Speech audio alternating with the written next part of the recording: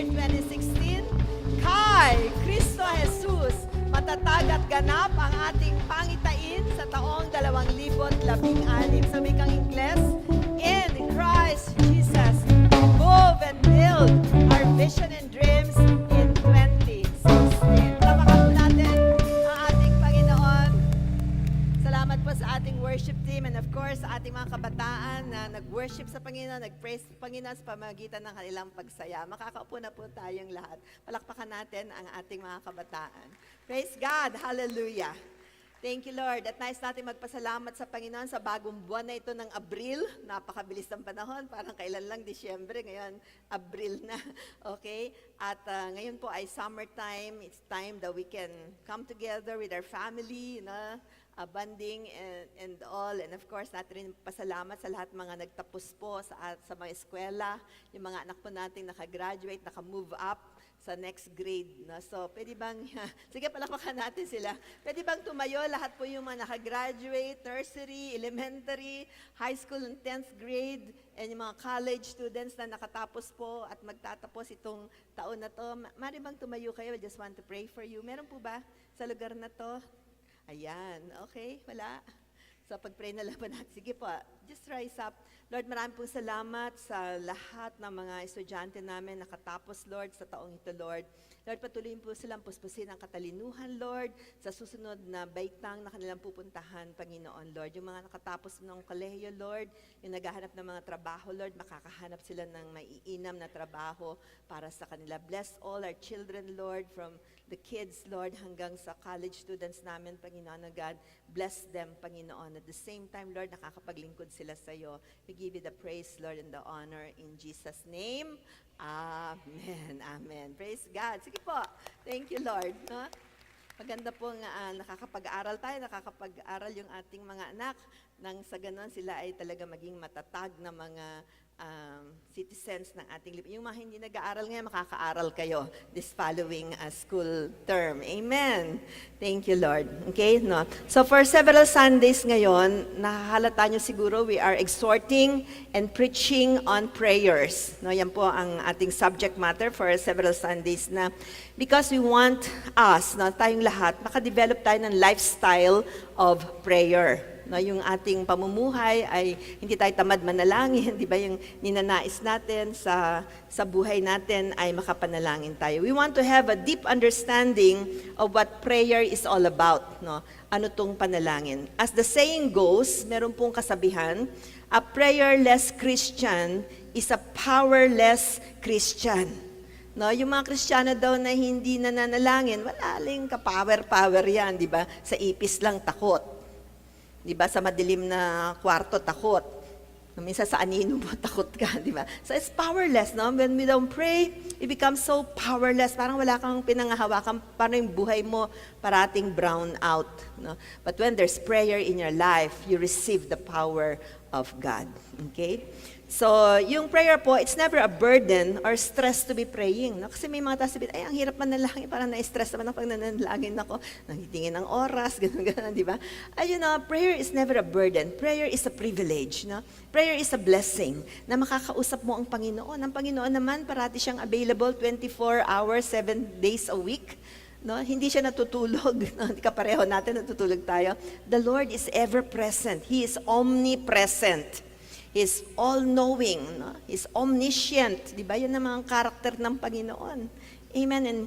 And He's all-powerful. Amen. Yun po ang ating Panginoon. So anytime you can go to God and pray and communicate with Him. Prayer is just talking to God. Ayaw nga ng Panginoon, minememorize nyo pa yung prayers nyo eh. Di ba, pag nag-memorize kayo yung prayer, minememorize yung prayer niya, at sabihin ng Lord, bakit minememorize mo yung prayer mo when you can talk to me heart to heart? Amen. Gusto niyo ba yung kaibigan niyo, pag lumalapit sa inyo, may script? Diba? Magandang umaga, Pastora Victoria. Nais ko lang po sana makipag-usap sa inyo ngayon. Meron po ba kayong panahon na makipag-usap sa akin? Siyempre, maiilang ako. Sabi ko, ba't binabasa yan? Diba? When you can talk to me. Amen? Ganon din po ang Panginoon. Lapit kayo sa Panginoon as you are. Amen. Makakalapit po tayo sa Kanya. May dadala natin yung mga panalangin natin sa Panginoon. prayer is never a waste of time. Hindi po ito parang wala lang, parang nagsasayang ka ng oras. Hindi po. Prayer counts. Amen. Tuwing nagpe-pray kayo, alam nyo, nag-accumulate yun eh. Di ba? Yung time na binibigay yun sa Panginoon. So magugulat lang kayo, boom, andyan na yung answer ng prayer ninyo. At tandaan nyo yan, di ba? Para sasabihin ninyo, wala namang na-answer sa prayer ko, marami nang na-answer sa prayers nyo. Amen ba? Di ba? Sa simula ng manampalataya ka sa Panginoon, I'm sure meron na tayong mga answered prayers. And prayer is never a form of punishment.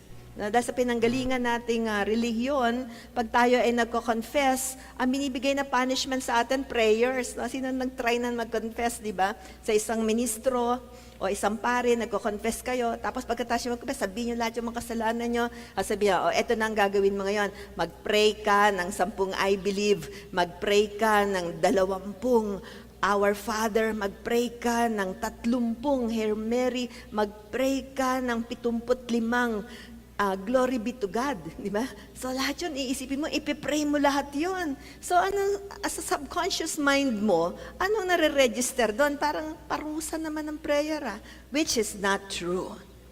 Amen? Prayer is never a punishment. Kaya maraming Pilipino, parang, wala tayong ganang manalangin, the Bible kind of prayer, parang wala kang gana, o parang, pagdating sa panalangin, diyan ka na aantukin, di ba? Pagdating sa panalangin, diyan ka na madidistract. Di ba? Parang may tatawag, and yun ang uunahin natin, di ba? So, prayer is never a form of punishment. Prayer is a privilege. Amen. Because prayer is going to God, talking to Him like your Father. Amen. So you go to God in the name of Jesus, and then you open your heart to Him. Thank Him. Worship Him. Bring your requests known to God. Amen. At tapusin niyo yung prayer niyo in the name of Jesus. Yung, wala kang atubili na lumapit sa Panginoon. Hindi ka na maglalagay pa ng porma-porma para makadating ka sa Panginoon. You go to Him as you are. Amen. And God listens to your prayers. The resurrection power of Christ brings us to a very victorious position in prayer. Na nakuha po natin yung last Sunday, nung nabuhay na muli ang Panginoon, isa po sa ginawa niya, para sa ating mga nananampalataya umiibig sa Panginoon, dinadala niya tayo doon po sa kanyang posisyon. Katabi niya. Ephesians chapter 2 verses 4 to 6, He raised us up together and made us sit together in the heavenly places in Christ Jesus. Nasa bandang huli, di ba? Nalagay doon, we are made to sit together in Christ Jesus, in the spiritual realm. Sa pag nananalangin ka, alam mo yung punto de vista mo, kasama ka ng Panginoon. Amen. At yung kalaban natin, si Satanas sa Diablo, na nais na magbigay sa atin ng maraming problema, bigyan tayo ng sakit, wasakin ang ating buhay, guluhin ang ating buhay. Alam mo, mas mataas yung vantage point mo. In the name of Jesus. Amen.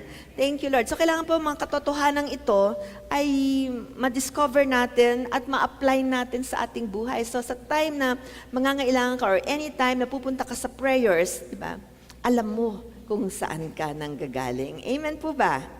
Praise God. God is good. Today we want to learn about the effective prayers and when we come to the courts of heaven. Amen. Sa ating pong pagbabasa ng Biblia, makikita niyo po doon, there's such thing as the courts of heaven. Meron palang korte. May korte suprema din sa langit. May courts of heaven where the judge is, the advocate is there, diba? Mga witnesses nandoon. Okay? At pwede tayong lumapit at dumulog sa courts of heaven. We can see prayer as a scene in the courtroom, okay, where conflicts are laid down. We have a judge, may prosecutor, di ba? At ito ay isa sa mga katuruan ni Jesus. At tinuro niya to. It's a parable. It's a parable, no? Isang kawikaan, no, na sinabi sa atin ni Jesus Christ. Makikita po natin yan, shinare niya yan sa atin sa Luke chapter 18, verses 1 to 8. Then He spoke a parable to them that men always ought to pray and not lose heart. Yan, thank you Lord. Tama na yung monitor ko. Okay? Saying, there was in a certain city a judge who did not fear God nor regard man. Now there was a widow in that city. She came to him saying, get justice for me from my adversary. And he would not for a while, but afterward he said within himself, though I do not fear God nor regard man, yet because this widow troubles me, I will avenge her, lest by her continual coming she weary me. Then the Lord said, hear what the unjust judge said, and shall God not avenge his own elect, who cry out day and night to him, though he bears long with them? I tell you that he will avenge them speedily. Nevertheless, when the Son of Man comes, will he really find faith on the earth? Isinalaysay ni Jesus ang isang talinhaga upang ituro sa kanila na dapat silang laging manalangin at huwag mawala ng pag-asa. Sinabi niya, sa isang lungsod ay may isang hukom na walang takot sa Diyos at walang ginagalang na tao. Sa lungsod ding yon ay may isang byuda. Lagi siyang pumupunta sa hukom at sinasabi, bigyan po ninyo ako ng katarungan sa aking usapin. Tinanggihan siya ng hukom sa loob ng mahabang panahon. Ngunit nang magtagal ay sinabi ng hukom sa sarili, kahit ako'y walang takot sa Diyos at walang ginagalang na tao, ibibigay ko na ang katarungang hinihingi ng biyudang ito, sapagkat lagi niya akong ginagambala at baka mainis pa ako sa kakapunta niya rito. At nagpatuloy ang Panginoon, pakinggan ninyo ang sabi ng masamang hukom na iyon.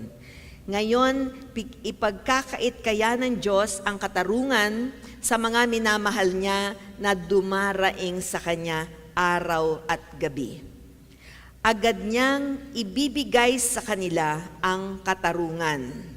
Ngunit sa pagbabalik ng anak ng tao sa daigdig na ito, may makikita pa kaya siyang mga taong sumasampalataya sa Kanya. Sinabi po dito, sila kaya'y paghihintayin niya ng matagal? Sinasabi ko sa inyo, agad niyang ibibigay sa kanila ang katarungan. Praise God. So yan po isang talinhagang binahagi ni Jesucristo sa kanyang mga disipulo at sa mga taong nakikinig sa kanya nung panahon na yon. So ang istoryang ito, Jesus tells of a widow, isang byuda, no, na pumupunta siya sa isang hukom, no, at yung hukom na to ay masamang hukom, no, walang takot sa Diyos, walang pakialam sa tao, no, hinihingi niya ang hatol, no, para sa kanya on her behalf. Nung una ay hindi siya pinapansin ng hukom. Subalit finally, no, nagdesisyon na rin ng hukom na ibigay na ang hinihiling ng babaeng ito. So yung kanyang patuloy nagpagpunta doon sa korte, presses him to render a verdict. No, ay talagang napilitan na yung hukom dahil parati nagpupunta yung babae doon, hindi siya tumitigil. No? Hanggang sabi ng hukom, sige, bibigay ko na sa iyo ang hatol. So ano po ang moral ng istoryang ito? The moral of this story is that the widow, isang byuda, without political clout, no? Wala naman siyang impluwensya sa politiko. Wala siyang kilalang matataas na tao o may mga pangalan na tao. She has no means to bribe. Wala din siyang pangsuhol. Di ba? Wala siyang influence in the society. No? Itong byuda na to ay nakatanggap rin ng hatol na hinihingi niya. Okay? Ang sabi dito sa istoryang ito, how much more? Paano naman kayo? Di ba? Na mga elect ng Diyos, mga anak ng Diyos. No? The righteous judge, itong Diyos na makatwiran, ang judge ito ay makatwiran, hindi ba kayo bibigyan ng mabuting hatol para sa buhay ninyo? Tinatanong niya ni Jesus Christ, di ba, sa atin, how much more? Will God, the righteous judge, tender a verdict for us, His elect? So in this story, makikita po natin, we come to God as a judge. Pupunta tayo sa Panginoon bilang siya ay isang judge. And we can see at least 3 principles of effective prayer. Nakita ko po habang minubulay-bulay ko ang mga salitang ito, 3 malalaking prinsipyo, no? Kung paano ang mga panalangin natin ay masasagot. Kung ano mga pinapanalangin natin ay masasagot ng Panginoon. Una, when we pray, we step into the judicial system of God. No? Pag nananalangin tayo, alam natin na pumapasok tayo sa hukuman ng Panginoon. Meron din siyang sistema. God is the judge. He is the God of justice. Amen. Meron siyang katarungan. Wag nating sabihin, ay, bale, Diyos lang naman yan. Hindi pwedeng ganoon. He's a judge. Amen.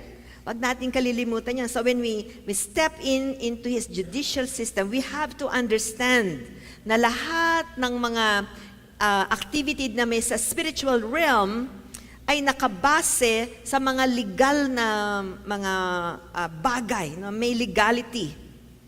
Okay. Hindi lumalabas ang Panginoon sa legal.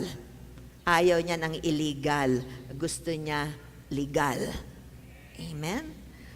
Okay? So alam niyo, nung namatay po si Kristo sa krus ng Kalbaryo, it was the greatest legal transaction of history. Nagkaroon ng transaction doon. Okay? Sa history of mankind. No? This is why Jesus declared from the cross, kaya sinabi niya nung matatapos na yung buhay niya, mamamatay na siya, sabi niya gano'n, it is finished. Natapos na. Amen. Ano yung natapos? Natapos na ang pag-save sa atin. Natapos na ang pagtubos sa atin.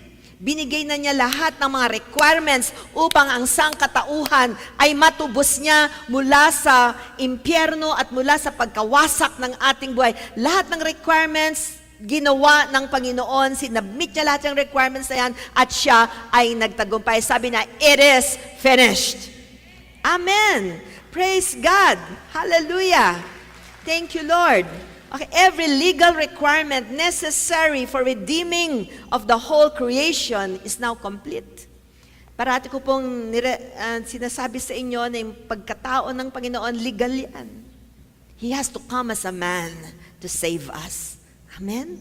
Praise God. Upang tayo'y tubusin mula sa mga maruruming kamay ng kaaway. Jesus has legally overthrown the powers of darkness. Alam ng kadiliman yan. Alam ni Satanas siya na natalo siya. Hindi niya sukat akalain na ang prinsipe ng langit ang siyang bababa, magkakatawang tao at ibibigay ang kanyang buhay para sa bawat isa sa atin, para sa iyo at para sa akin. Kahit ikaw na lang ang tao sa mundo, bababa pa rin ng Panginoon upang iligtas ka. Ganon ang pag-ibig ng Diyos sa sangkatauhan. When we pray, we draw on the legal victory established on the cross. Yung ginawa niya sa krus ng Kalbaryo, napakabigat po noon. It's His legal victory. So doon po tayo tumatayo to become a reality on earth. Okay, dito tayo naninindigan sa ginawa niya. In other words, we execute the judgment from the finished work of the cross. Okay? So nakakagawa tayo ng judgments dahil sa ginawa ni Kristo sa krus ng Kalbaryo until everything lines up with the will of God. Amen? Siya yung turning point. Siya yung foundation ng ating kaligtasan. Amen? So we're so grateful to Him. Papasalamat tayo talaga sa Panginoon. Tinawag niya tayo mula sa kadiliman papunta sa Kanyang liwanag, papunta sa Kanyang kaharian. Amen. So ito po ay panghawakan natin, intindihin nating mabuti, ilagay natin sa puso natin at isabuhay natin. Sabi po sa Revelations chapter 12 verse 10. Revelations chapter 12 verse 10. There is an accuser of the brethren that accuses us day and night. Then I heard a loud voice saying in heaven, now salvation and strength and the kingdom of our God and the power of His Christ has come, for the accuser of our brethren, who accused them before our God day and night, has been cast down. May nanunumbat, di ba? The accuser of the brethren, si Satanas sa Diablo, at ang kanyang mga, parati kanyang susumbatan, parati kanyang aakusahan. Day and night. Okay? Pero dahil sa ginawa ng Panginoon sa Kristo, tayo nagkakaroon ng kalayaan. Kahit anong nagawa natin sa kahapon natin, sa mga nakaraan natin, kung tayo po'y lalapit sa Panginoon, hihingi ng tawad sa Kanya, magre-repent tayo, we repent with all our hearts and we turn around, papunta sa ating Panginoon, iiwanan na natin yung mga madidilim nating buhay. Alam mo, God forgives us. At sinasabi ng Panginoon, para tayong bago. Nilabhan ka, kinulak ka, at lumabas ka na bagong nilalang sa ating Panginoon. Amen? Pero ang ginagawa ng kaaway, ina-accuse, sandali ka lang dyan, kilala kita. Sabi mo, noon yon, pero ngayon, I belong to Jesus Christ. Amen. Kung may mag-a-accuse sa'yo, di ba, parang pinagtatawanan ka, wala ka ng pag-asa, maghihirap ka na. Hindi totoo yan. Ang Panginoon ko ang nagligtas sa akin. And then you confess the Word of God. You don't even need to transact with the devil. Huwag na kayo makipag-usap sa demonyo. Just say the Word of God, and the Word of God has power. Pag sinabi mo yung salita ng Diyos, kumakaripas ng takbo ang demonyo na yan, nag-a-accuse sa iyo. Maliwanag po ba?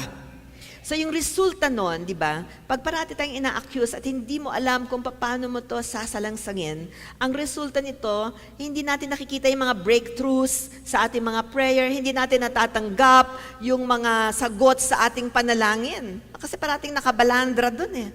No? At minsan nako-convince ka pa nga. Diba? Kaya walang nangyayari sa ating mga prayers. If we are to see answers come from God, we must silence the accuser. Patahimikin na ang accuser na yan. Paano? By confessing our sins. Confess mo na lahat yung kasalanan mo. Huwag ka nang magtira. Diba? Yung mga favorite sins mo. Diba? Yung mga sins na binibigyan mo pa ng rationalization. Tao lang naman ako Hindi ko yan mapapagdagumpayan Just confess your sins Praise God. Diba? Sabihin natin ating mga kasalanan, mga sins natin and transgressions. Ang mga transgressions, ito yung alam mo ng mali, pipilitin mo pang itama. Alam mo ng ayaw ng Diyos dyan, alam mo yun. Diba? Pinaglalaban mo pa rin yung tama, ginagawang mali. Yung mali, ginagawang tama. Nagbibigay tayo ng mga reasons, di ba? Rationalizations, para na sa ganun, yung tama, yung mali, magmukhang tama. Transgression po ang tawag doon. Alam mo ng mali, ginagawa mo pa. Okay? So, ayun, wala na ngang temptation na kailangan doon Sarili mo na yung pag-decision sa iyong buhay. Transgression po ang tawag doon. Yung sin, minsan natempt ka pa, di ba? So may choice ka kung mahuhulog ka sa temptation o hindi. Di ba? Pag nahulog ka, kasalanan na yon. Pag tinempt ka, hindi pa kasalanan yon. Pero pag nahulog ka sa temptation, halika dito, dito ka, di ba? Oo, pupunta na ako dyan. Ala, kasalanan na yon. Okay? Text ka ng text. May girlfriend ka, kaya lang, ang problema, may asawa ka na. So, kasalanan po yun. Diba? Or may girlfriend ka na, ang dami mo palang tinetext na iba, 5 pa ang mga girls sa buhay mo. Hindi lang kasalanan yun, problema yun. Magastos po yun. Okay? So, ayun po, no? Ang resulta nito, hindi natin nakikita yung mga breakthroughs. Kaya hanggang i-confess natin yung ating mga kasalanan. Yung third secret, no? Second secret, yung nire-reveal dito, sa second secret, itong babaeng ito, hindi na niya kinausap yung kaaway. She never spoke to her adversary. She only spoke to the judge. No? Kung makikita niyo po yung istorya, di ba? Ang kinakausap lang ng babae, ang judge. Hello, wala na siyang transaction sa kaaway. Naintindihan niya na kung yung judge ay bigyan siya ng hatol in her favor, then yung adversary niya, yung kalaban niya, wala na. 0 na yon, talo na yon. Nagkakaintindihan po ba tayo? So we never transact with the devil. Yung tinapos nyo, tapusin nyo na yon. Okay? Halimbawa, yung soulmate ninyo, di ba? Binrake nyo na nga kasi alam ninyong soulmate yan Hindi yan para sa'yo Unbeliever yan, di ba? Ikaw ay believer. Tapos yung boyfriend mo, unbeliever. Hello? Di ba? Tapos pinilit mo pa rin, no? Hanggang one day, na-convict ka ng Holy Spirit, iniwan mo na, di ba? So, nung iniwan mo, hinahabol ka ulit, di ba? Kung makakapag-transact ka pa sa Kanya, no, baka magka-problema ka ulit. Diba? So sinasabi dito, ang transaction mo ay sa judge na mismo. Dumiretso ka na sa judge. Huwag ka nang makipag-usap o makipag-deal sa kaaway. Maliwanag po ba? Alam natin ang salita ng Diyos, we go to the judge directly. Amen? So, when I speak of dealing with the adversary, I'm not talking in the natural. No? Ang kaaway mo, hindi yung asawa mo o hindi yung anak mo. But it is all about the devil and his forces in the spiritual realm. No? Ang kaaway naman natin, sabi sa Bible, we do not fight against flesh. Diba? Pero yan, may mga clout, diba? May mga ranggo sila. Principalities and powers, no? Mga ranggo ng kasamaan. Kaya hindi kayo marunong kumilala ng mga to, minsan nabibiktima tayo. And sabi ng Panginoon, you're not victims, you are victors.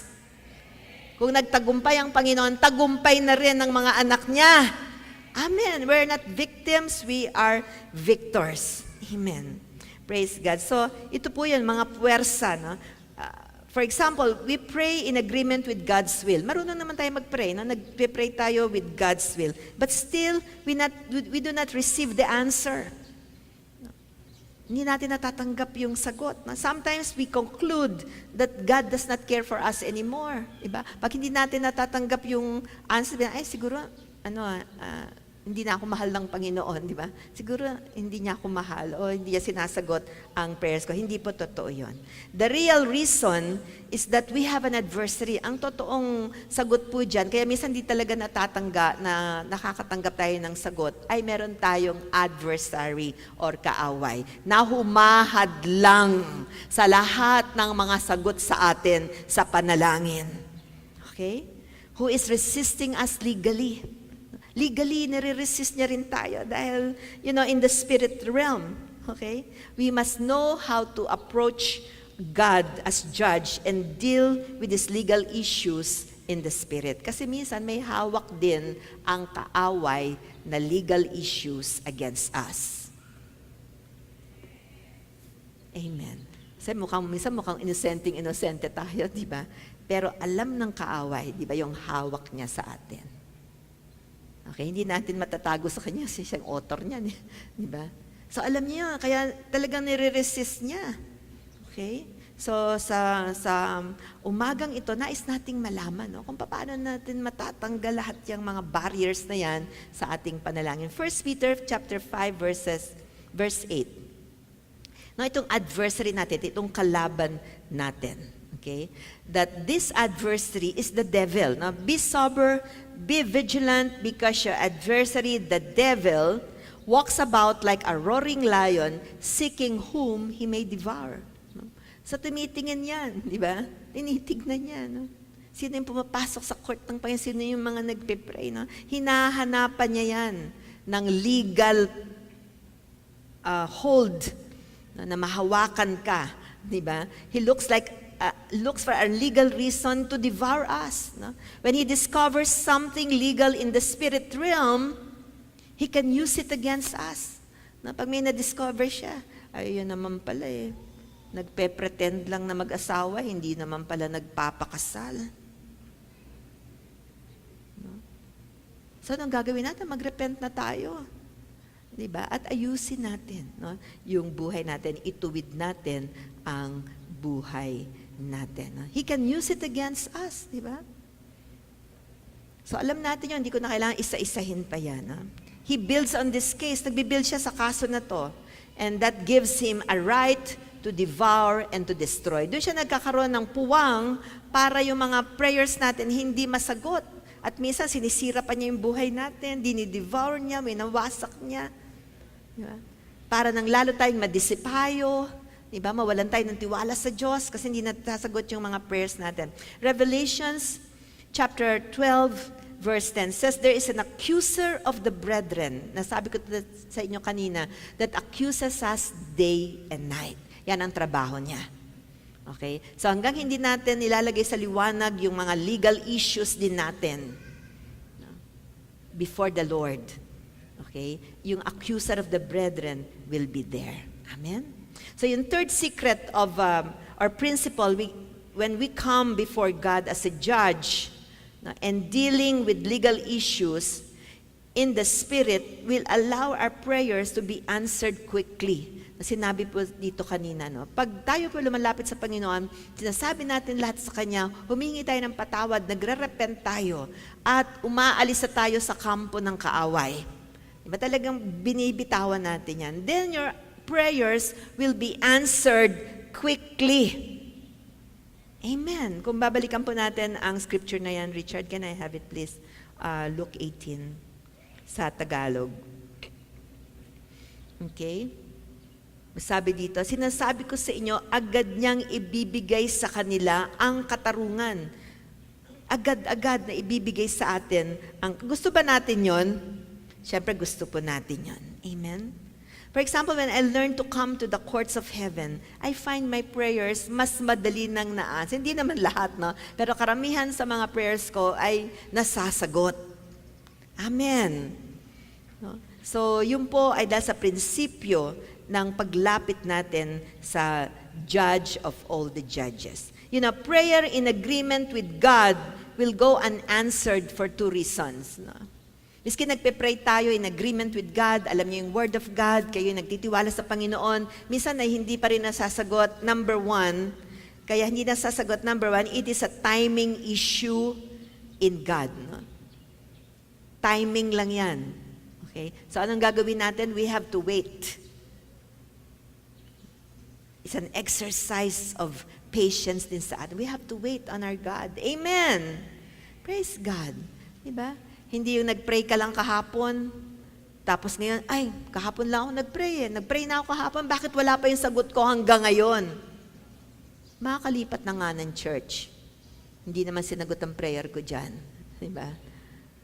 Yan na. Kailangan maging patient din tayo sa paghihintay sa Panginoon. Timing is very important in receiving from God. Naniniwala po ba kayo doon? No? Yung right timing ng Panginoon, ibibigay niya yon sa inyo. Kung ready ka na, ibibigay yan sa inyo. Alam niyo, hindi ka bibigyan ng milyon-milyon ng Panginoon kung hindi ka ready. Kasi gagastusin mo lang yun eh. Di ba? Na walang kapandakang, walang worthless. Di ba? Na ibibigay, mga kayamanan mo, parang isasabog mo lang na walang katuturan. But when you're ready, when you have the wisdom, then God can give it to you. Amen? Bibigyan sa iyo kung yung maliliit na practices natin, like giving of tithes, di ba? Bibigay na natin yon. Kasi pag lumaki na yung binigay sa iyo, 1 million, ibibigay sa iyo ng Lord. Naku, yung 100,000, di mo na mapapakawalan yan as your tithes. Hello? Sino ang ready magpakawala, di ba, ng 10% of 1 million? Then you're ready. Amen? Ganun lang yun eh.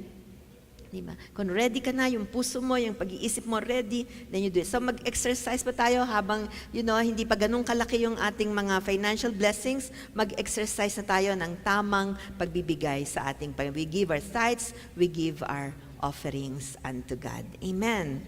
Thank you, Lord. Okay, so yung number 2 is when we have something legal nga, no? Meron ka pang legal na tinatago sa iyo, this can resist us in the spiritual realm. No? Kung meron ka pang mga issue na hindi mo mapakawalan sa Panginoon, diba? Yaan ang naghihinder din sa mga kasagutan ng ating panalangin. So how do we remove these legal issues? Paano natin to aalis sa buhay natin? When we pray before the courts of heaven, we remove these issues by the blood of Jesus. Amen. The blood of Jesus is so powerful, it can wash away our sins. Amen.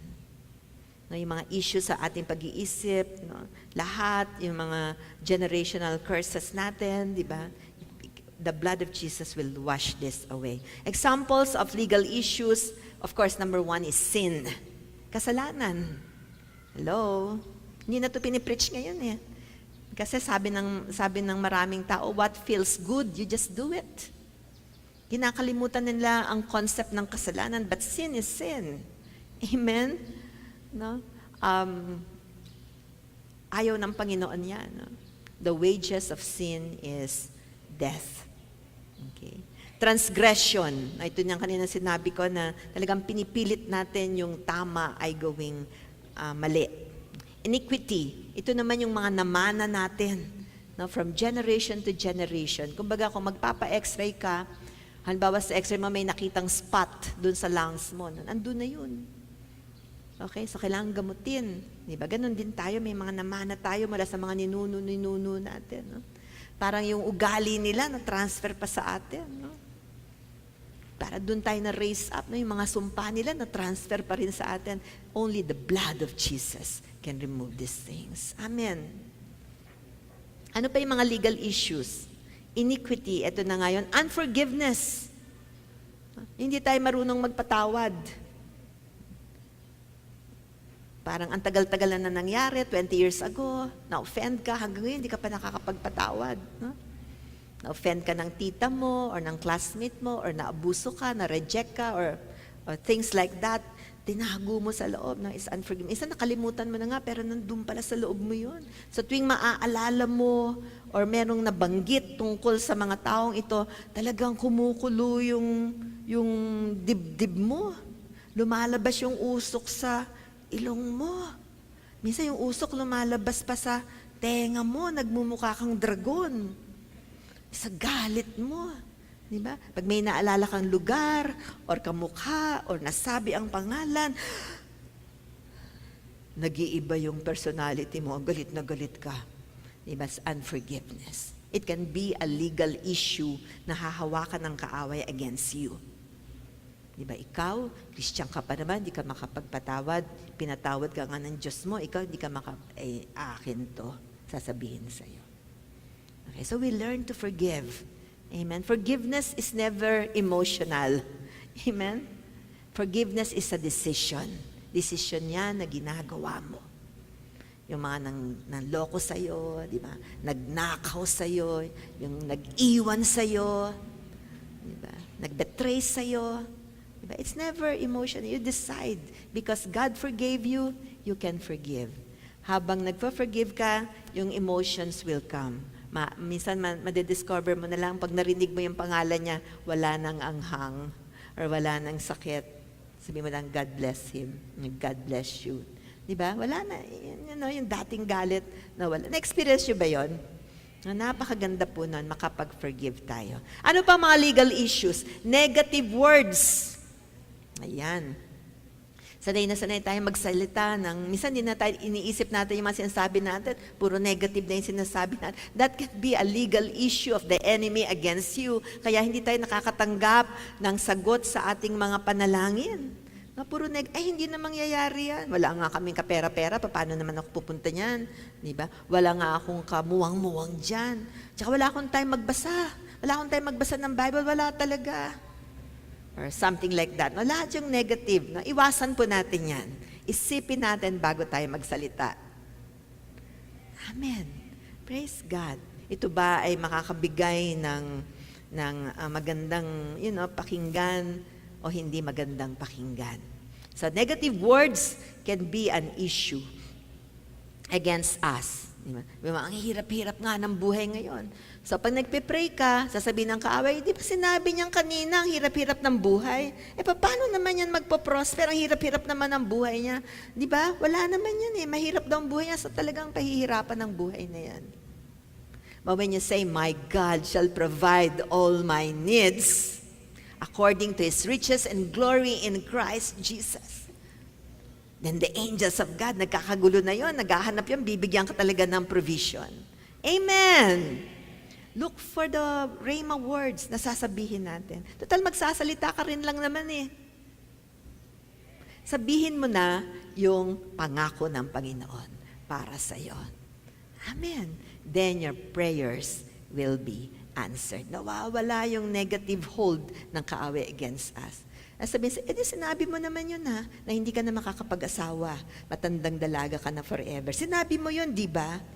O kaya bawiin nyo na yun. Amen. Praise God. Kung ano yung sinabi niya, hindi ko kaya yan, yung negosyo ko wala, malulugi na ang negosyo ko. O, pag nananasabi, paano, sinabi mo na yan eh. So yung demonya, panghahawakan yun. Di ba? Sinabi mo yan eh, lugi o di lugi, tutulungan kita para lalo kang malugi. But we say no to the devil. Amen? We bring in the Word of God, the promises of God. Maging masipag na po tayo dito. Kung Kristiyano ka, if you're a believer, then maging masipag na tayo sa salita ng Diyos at ang buhay mo ay magiging pabuti ng pabuti, painam ng painam, pasagana ng pasagana sa ating Panginoon. Hallelujah! Hallelujah! Praise God! Praise God!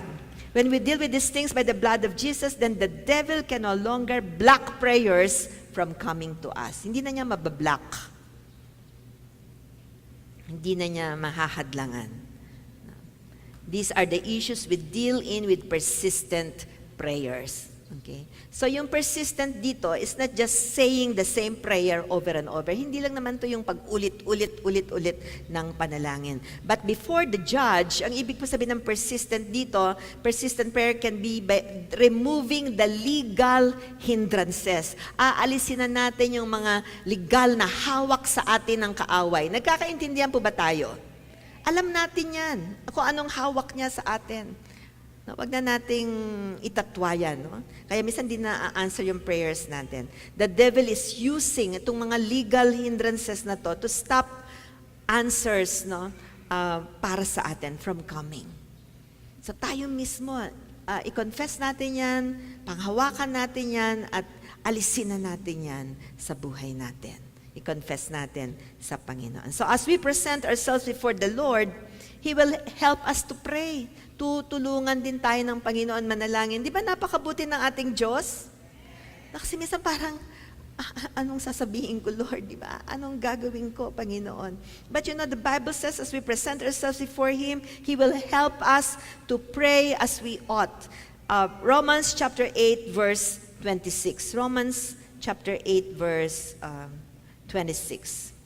Likewise, the Spirit, the Holy Spirit, also helps in our weaknesses. For we do not know what we should pray for as we ought, but the Spirit Himself makes intercession for us with groanings which cannot be uttered. Tinutulungan tayo ng Panginoon manalangin.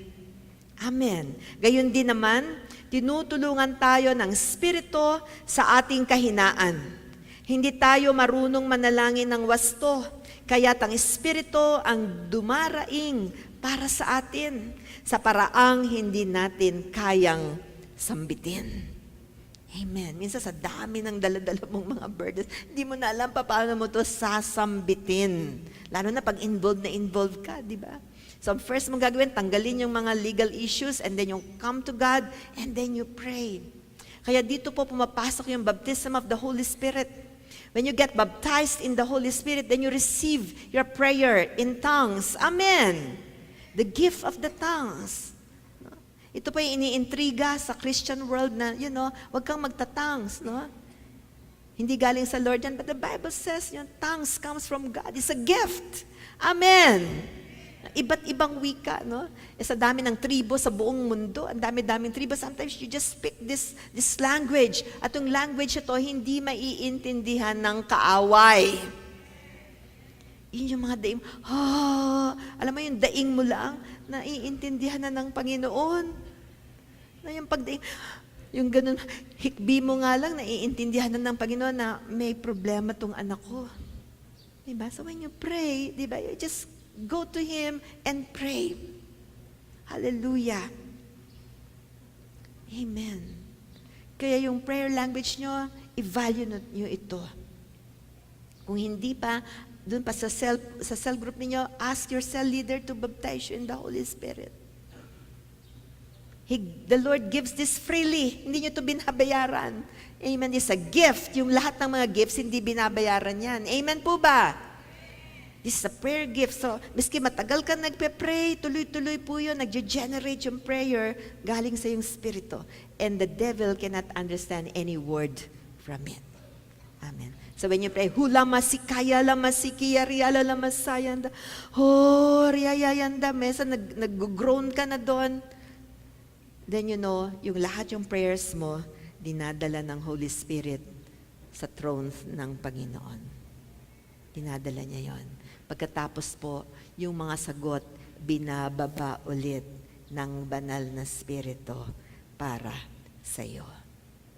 Amen. Yun yung process noon. When you pray in tongues and when you pray with understanding, then dinadala ng Holy Spirit. Tapos binababa rin niya ang mga kasagutan. Isn't God wonderful? Amen. Praise God. Napakabuti po ng ating Panginoon.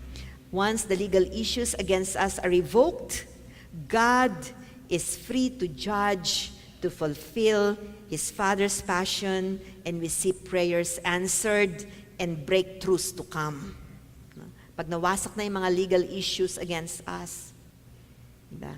We call on the blood of Jesus, then yung mga breakthroughs natin darating sa buhay na. Yung prayer mo, ang tagal-tagal mo pinagpipray, boom, masasagot ng Panginoon. Amen? At may bonus pa. Okay? Yung ating advocate, yung ating attorney, ay anak ng judge. Si Jesus Christ, anak siya ng judge. Amen. Praise God. So pag naroroon tayo, humaharap tayo sa ating Panginoon, nandun sa gitna natin si Jesus Christ. Sasabihin ng Panginoong Jesus, Ama, namatay po ako para kay Victoria Sebastian. Panginoon, yung mga inilalahad niya sa iyo, Lord, bigyan mo ng katarungan. Amen? So may God factor na kayo doon. Hallelujah. Palakpakan natin ng Panginoon. Huwag niyong kalilimutan yon. Yung attorney niyo, anak ng judge. Palakpakan natin minsan pa ang Panginoon. Amen? So we come to God anytime. Nakakalapit po tayo sa Kanya. Kahit nandun kayo sa biyahe, sa FX, or nasa traffic kayo, you can pray. Huwag kayong magmumura doon. Pambirang bayan to. Diba? Pag nakasakay kayo sa tren, tapos biglang tumigil yung tren, huwag kayong magwala. Mag-pray kayo. Amen! It's a lifestyle, it's a prayer. Minsan nakikita yung totoong Kristiyano pag nasa panahon ng problema, lumalabas yung totoo. Diba? Nagagalit, nagmumura. Diba? Ay, nakalimutan ko, Christian nga pala ako. Diba? Pero pag lifestyle natin ng prayer, we submit this thing to God. Panginoon, meron akong appointment ngayon, kailangan ko makarating doon sa pangalan ni Jesus. Tulungan niyo po ako. And then you start to pray in tongues. Amen. At alam niyo yung mga angels ng Panginoon, ma-activate. Tutulungan kang makarating sa iyong pupuntahan on time. Amen. So simple lang yan. When we live, a life of prayer, then tutulungan ka talaga ng Diyos. No? Guarantee yan. Guarantee. Lalo na sa mahuling araw na to. Kasi gusto kayong itanghal ng Panginoon. Kabataan ka man, katandaan ka man, middle age ka man, young professional, or even kids, mga children natin.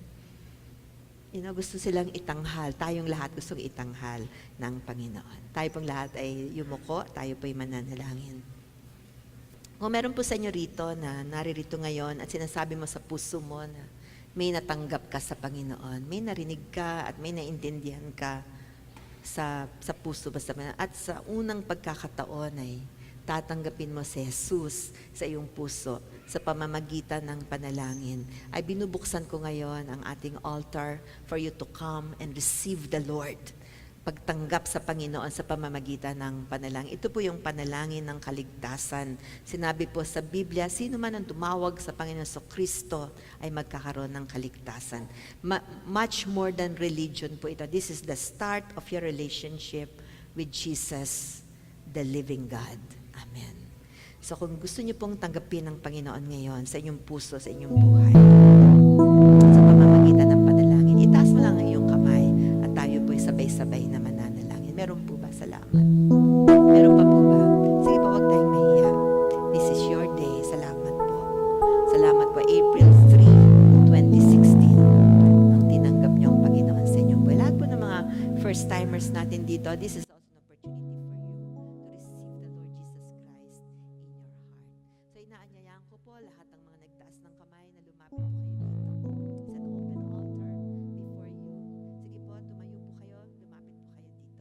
yung mga first time po na narito ngayon, we want to give you an opportunity to receive the Lord Jesus Christ. Ang Panginoon ang nagdala sa inyo dito at ang Panginoon mangangalinga sa inyo simula sa araw na ito. Nais ng Diyos na magkaroon kayo ng ugnayan sa Kanya. Makilala natin siya sa higit na malalim na paraan. It's more than anything, it's the love of God.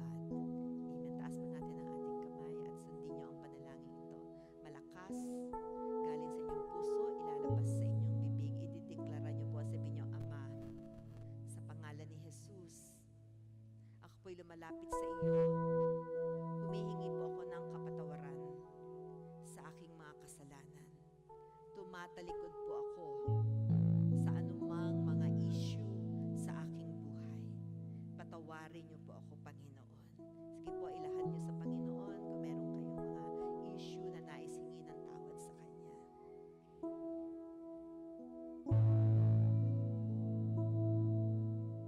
Salamat po, Panginoon, sa pagtubos mo sa akin sa krus ng Kalbaryo. Salamat sa iyong makapangyarihang banal na dugo na huhugas sa akin ngayon, Lord, sa aking paglapit sa iyo. Hugasan niyo po ako ng iyong banal na dugo. At binubuksan ko ang aking buhay. Inaanyayahan kita, Panginoon, sa aking buhay. At Panginoon, ako po ay pumapayag na ako'y maturuan ng salita ng Diyos sa pamamagitan ng church na ito, Panginoon, na ako'y lumago sa aking buhay Kristiyano. Salamat po, Diyos, sa pangalan mo, Panginoong Hesukristo.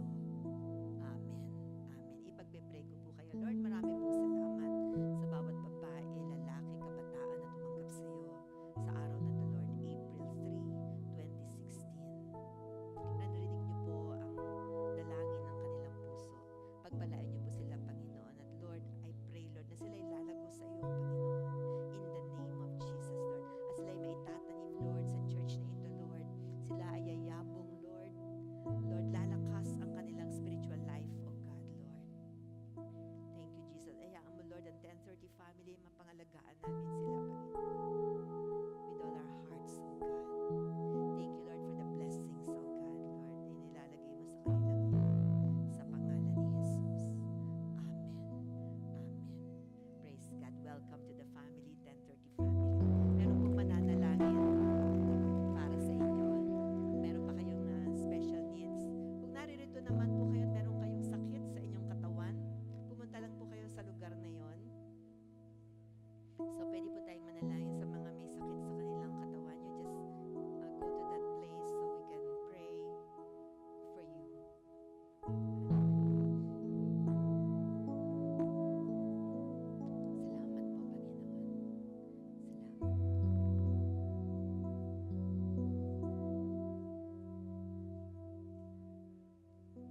Tayo pong lahat ay tumayo. Let's just worship God in songs. Awitan po natin ang Panginoon. Just celebrate the goodness of the Lord.